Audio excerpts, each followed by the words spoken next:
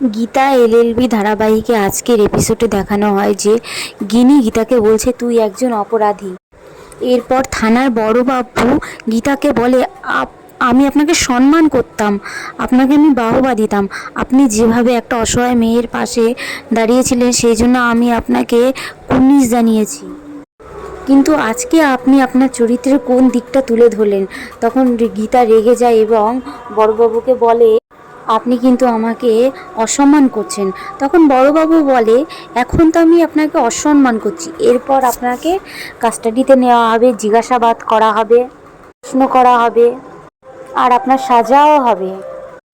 তখন গীতা উত্তেজিত হয়ে বলে যে আপনি আমার ধৈর্যের পরীক্ষা নেবেন না, আমি একজন উকিল।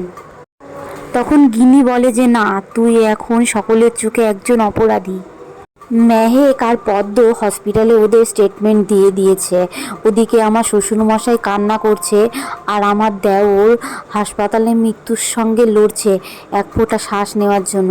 আমি চাই আমার দেওর মরেই যাক, কারণ সে যখন জানতে পারবে তার বউ আর আমার স্বামীর সাথে একটা কুৎসিত সম্পর্ক আছে, তখন গীতা গিনিকে থামিয়ে দিয়ে বলে গিনি মুখার্জি, তুমি তোমার মুখটা বন্ধ রাখো, সম্পর্কগুলোকে গুরুত্ব দিতে শেখো, সব সম্পর্ককে এভাবে গুলিয়ে ফেলো না।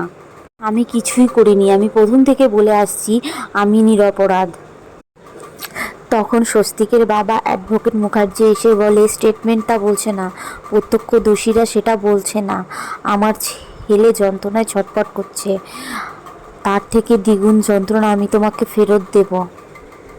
তুমি যে এরকম একটা খারাপ কাজ করতে পারো এটা আমি কল্পনা করতে পারিনি।